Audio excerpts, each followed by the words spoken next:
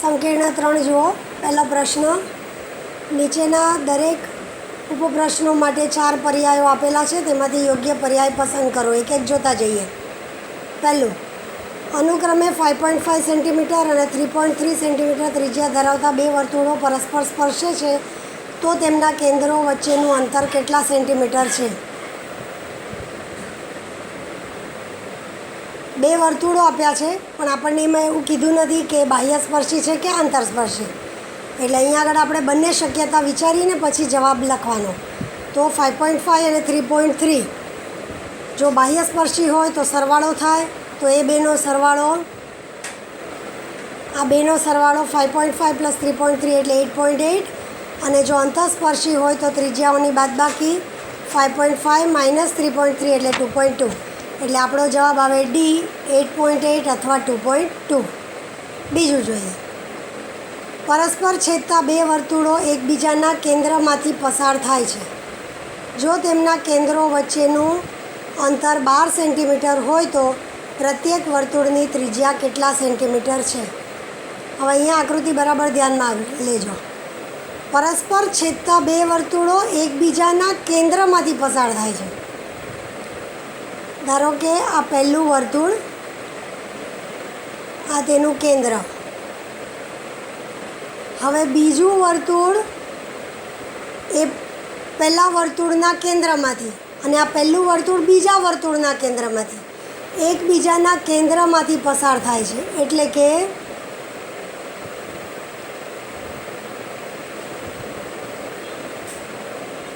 ધારો કે આ રીતે બે વર્તુળ મળ્યા, તો બંને પરસ્પરના કેન્દ્રમાંથી પસાર થયા.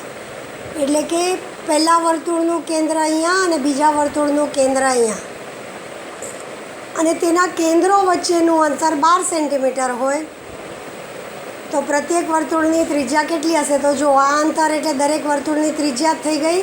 એટલે એનો અર્થ એમ કે બેઉ એકબીજાના કેન્દ્રોમાંથી પસાર થતા હોય વર્તુળો, તો કેન્દ્રો વચ્ચેનું અંતર એ જ તેની ત્રિજ્યા. એટલે અહીંયા જવાબ આપણો 12 સેન્ટીમીટર છે. એટલે કે જવાબ બી. આગળ ત્રીજું જોઈએ. શું કીધું છે ત્રીજુંમાં?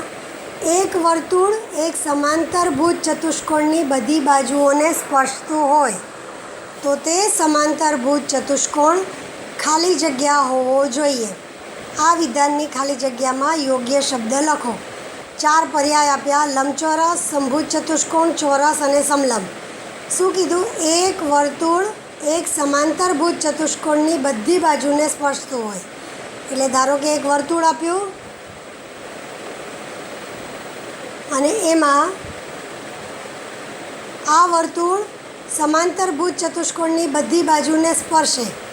એટલે કે સમાંતરભુજ ચતુષ્કોણ એવો દોર્યો કે જેની 4 બાજુને આ વર્તુળ સ્પર્શતું હોય.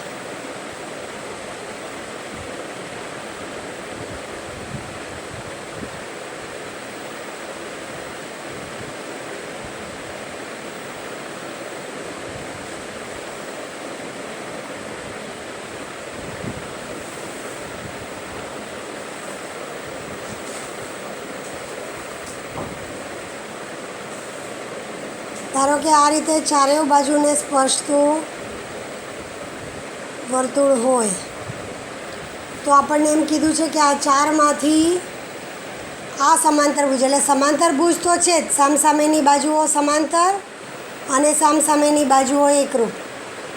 પણ જો 4 બાજુને સ્પર્શતું હોય તો આ ચતુષ્કોણ કેવો હોવો જોઈએ? તો યાદ રાખજો, આનો જવાબ છે સમભુજ. કારણ કે વર્તુળના બાહ્ય બિંદુમાંથી દોરેલા સ્પર્શક એકરૂપ હોય. તો ધારો કે આપણે અહીંયા આગળ ABCD લીધું. આ ગુણધર્મ બરાબર યાદ રાખવા જેવો છે. અને સ્પર્શે છે ક્યાં? તો PQRS. ધ્યાન આપજો જરા.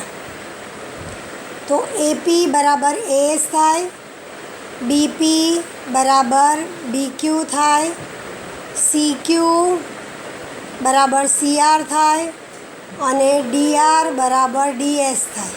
હવે સામસામેની બાજુ એકરૂપ છે તો AS વત્તા DS લઈએ તો AS વત્તા DS, AS બરાબર છે AP અને DS બરાબર છે DR. તો અને પછી આઈની સામેની બાજુ એટલે BQ અને QC એટલે સામસામેની બાજુનો સરવાળો કરીએ. જો AS વત્તા DS વત્તા એની સામેની બાજુ એટલે BQ વત્તા CQ. અને હવે દરેકની જગ્યાએ એની કિંમત મૂકીએ તો ASની કિંમત શું થાય છે AP વત્તા DSની કિંમત DR વત્તા BQની કિંમત BP વત્તા CQની કિંમત CR. હવે AP DR BP અને CR આ ચારનો સરવાળો. તો જુઓ AP વત્તા BP આ બે AP વત્તા BP એટલે AB થઈ જાય અને DR વત્તા CR એટલે CD થઈ જાય. અને ડાબી બાજુ પર શું થાય AS વત્તા DS એટલે AD અને BQ વત્તા CQ એટલે BC. તો AD વત્તા BC બરાબર AB વત્તા DC થઈ જાય. પણ સામસામેની બાજુ એકરૂપ છે એટલે 2 ટાઈમ્સ AD બરાબર 2 ટાઈમ્સ AB. 2 નીકળી ગયા તો AD બરાબર AB એટલે પાસેની બાજુ પણ એકરૂપ થઈ ગઈ એટલે ચારે ચાર બાજુઓ એકરૂપ એટલે સમભુજ. એટલે આમાં યાદ રાખવાનું કે જો કોઈ એક વર્તુળ એક સમાંતરભુજ ચતુષ્કોણની બધી બાજુને સ્પર્શતું હોય તો તે સમાંતરભુજ ચતુષ્કોણ કેવો હોવો જોઈએ સમભુજ ચતુષ્કોણ હોવો જોઈએ. આ યાદ રાખજો બરાબર. ચોથું, એક વર્તુળના કેન્દ્રથી 12.5 સેન્ટીમીટર અંતરે આવેલા એક બિંદુમાંથી તે વર્તુળને દોરેલા સ્પર્શ રેખાખંડની લંબાઈ 12 સેન્ટીમીટર છે તો તે વર્તુળનો વ્યાસ કેટલા સેન્ટીમીટર હશે? આ બધા આપણે દાખલા ગણવા પડે. ધારો કે જોઈએ, ધારો કે આ વર્તુળ લીધું. હવે કેન્દ્રથી 12.5 સેન્ટીમીટર અંતરે આ કેન્દ્ર એનાથી 12.5 સેન્ટીમીટરનું અંતર એક બિંદુ આવેલું છે. ધારો કે કેન્દ્ર O, બિંદુ છે P અને દોરેલા સ્પર્શખંડની લંબાઈ એટલે ધારો કે અહીંયા સ્પર્શખંડ દોર્યો. સ્પર્શખંડનું નામ છે PQ અને એનું માપ કેટલું આપ્યું છે 12 સેન્ટીમીટર. તો વ્યાસ શોધો. તો વ્યાસ શોધવા માટે આપણે અહીંયા જો પહેલાં OQ જોડીએ તો ત્રિજ્યા શોધવી પડે. હવે અહીંયા ખૂણો OQP બરાબર 90°. આપણો સ્પર્શક ત્રિજ્યા પ્રમેય એટલે કાટકોણ ત્રિકોણ થયો 12.5 એનો કર્ણ થયો. તો 12.5ના વર્ગમાંથી 12નો વર્ગ બાદ કરો તો કેટલા આવશે? એટલે કે ત્રીજી બાજુ શોધવાથી આપણને માપ મળશે. તો 12.5ના વર્ગમાંથી 12નો વર્ગ, 12.5નો વર્ગ એટલે કેવી રીતે આવે? આનો વર્ગ કેવી રીતે શોધાય તમને ખબર છે? એકમ સ્થાનમાં 5 હોય તો છેલ્લે આવ્યા 25, દશાંશ મૂક્યો અને 12 પછીનો આંકડો એટલે 13. તો 12 ગુણ્યા 13 એટલે 156.25. એમાંથી 12નો વર્ગ એટલે 144 ગયા. તો આપણને કેટલા મળશે? ધ્યાન આપજો બરાબર. તો અહીંયા આગળ 156માંથી 144 ગયા એટલે કેટલા આવશે તમને? અહીંયા 12.25 અને 12.25 એટલે આ કોનો વર્ગ થાય? 12.25 એ કોનો વર્ગ છે? ખ્યાલ આવે છે? આનાથી ઊંધું જઈએ.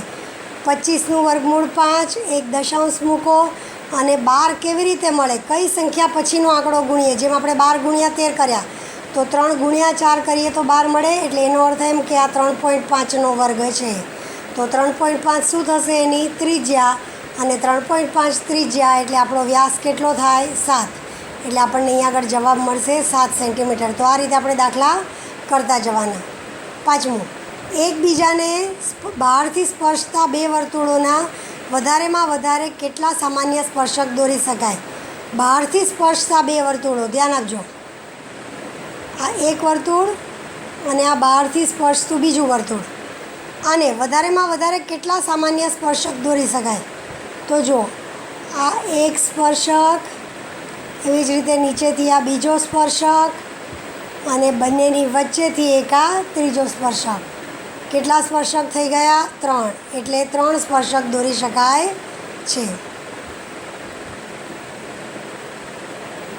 છઠ્ઠું જુઓ, ઓ કેન્દ્રવાળા વર્તુળના ચાપ એસીબીમાં ખૂણો એસીબી અંતર્ગત છે. જો ખૂણો એસીબી બરાબર 65°, તો ચાપ એસીબી કેટલું? ખાલી આકૃતિ પરથી જુઓ અથવા એમને પણ સમજાઈ જાય. આ ત્રિકોણ, એમાં વર્તુળ, તેમાં ચાપ એસીબી, કોઈ એક ચાપ, એમાં ખૂણો એસીબી અંતર્ગત. આ ખૂણો એસીબી લીધો, એસીબી, એટલે ચાપ એસીબીમાં ખૂણો એસીબી અંતર્ગત છે. ખૂણા એસીબીનું માપ આપ્યું 65°, તો ચાપનું માપ કેટલું થાય? તો ધ્યાન આપજો. ધારો કે અહીંયા આપણે બીજું કોઈ એક નામ લખી લઈએ, ડી. તો ખૂણાનું માપ 65 છે એસીબીનું, એટલે તેની આંતરિક ચાપ એડીબી જો ગણીએ તો 65 કરતાં બમણી, એટલે કેટલી થાય? 130. અને એડીબી 130, 300માંથી 130 ગયા. ધ્યાન આપજો. તો આપણને પૂછ્યું શું છે? મેઝર ઓફ ચાપ એસીબી, એટલે કે આ ચાપ પૂછ્યો છે.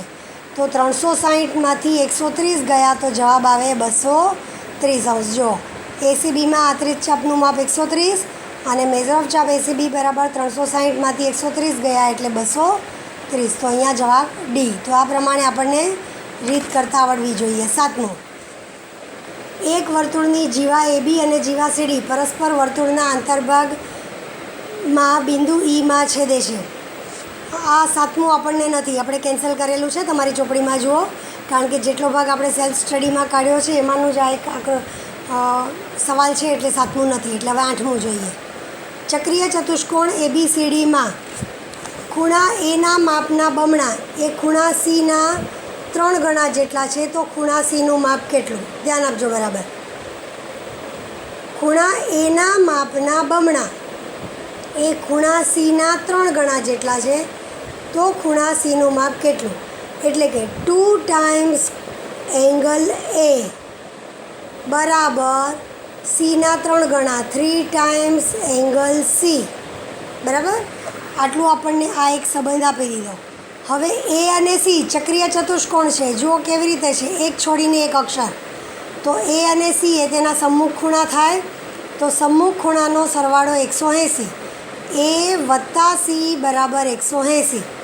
તો એનો અર્થ એમ કે 2 વડે ગુણીએ તો 2 ટાઈમ્સ ખૂણો એ વત્તા 2 ટાઈમ્સ ખૂણો સી બરાબર ડબલ, એટલે 360. તો 3 ટાઈમ્સ, પણ જુઓ 2 ટાઈમ્સ ખૂણો એ બરાબર શું છે? 3 ટાઈમ્સ સી, બરાબર. અહીંયા આપ્યું છે તો 2 ટાઈમ્સ એની જગ્યાએ 3 ટાઈમ્સ સી મૂકીએ. 3 ટાઈમ્સ ખૂણો સી વત્તા 2 ટાઈમ્સ ખૂણો સી બરાબર 360, એટલે 5 ટાઈમ્સ ખૂણો સી બરાબર 360. તો સી બરાબર 72. આપણને સીનું જ માપ શોધવા કીધું છે, એટલે 72. એટલે 2 સંબંધ જોઈએ.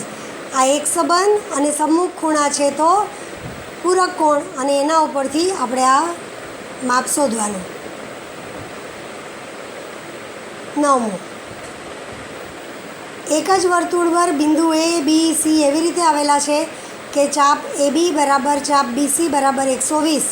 બંને ચાપમાં બી સિવાય એક પણ સામાન્ય બિંદુ નથી. જો ધ્યાન આપજો. એક વર્તુળ પર ચાપ એબી અને ચાપ બીસી, એટલે કે 3 બિંદુ એ બી સી. ચાપ એબી અને ચાપ બીસી બંનેનું માપ સમાન છે. કેટલું છે? 120. બી સિવાય કોઈ પણ બિંદુ સામાન્ય નથી. તો ત્રિકોણ એબીસી, ધ્યાન આપજો, ત્રિકોણ એબીસી કેવા પ્રકારનો ત્રિકોણ થશે? હવે ધ્યાન આપજો. ચાપ એબી 120, ચાપ બીસી 120. તો જે બાકી રહી ગયો ત્રીજો ચાપ, ત્રિકોણના ત્રણેય ચાપ, બધા ચાપ મળીને, વર્તુળના બધા ચાપ મળીને આખા વર્તુળનું માપ કેટલું થાય? 360. એમાંથી આ 2 થઈ ગયા, 120, 120 એટલે 240. તો જે બાકી રહી ગયો ચાપ 360માંથી આ 2નો સરવાળો, એટલે 240 બાદ કરો તો કેટલા રહ્યા? 120. એટલે ત્રીજો ચાપ પણ 120. તો એનો અર્થ એમ કે 3 ચાપ સમાન થયા. તો 3 ચાપને સંગત જે જીવા આવે એ પણ કેવી થશે? એકરૂપ. 3 ચાપ એકરૂપ, તો એને સંગત 3 જીવા એકરૂપ. અને 3 જીવા એટલે કઈ આવશે? એ બી, બીસી અને એસી. તો કયા પ્રકારનો ત્રિકોણ થાય? સમભુજ ત્રિકોણ થશે. 3 ચાપ એકરૂપ, તો 3 બાજુઓ એકરૂપ. સમજાય છે બરાબર? અને હવે આમાં 10મો સવાલ શું છે? રેખ XZ વ્યાસ ધરાવતા વર્તુળના આંતરભાગમાં એક બિંદુ વાય આવેલું છે. એક વર્તુળ આપ્યું, એનો વ્યાસ છે એક્સ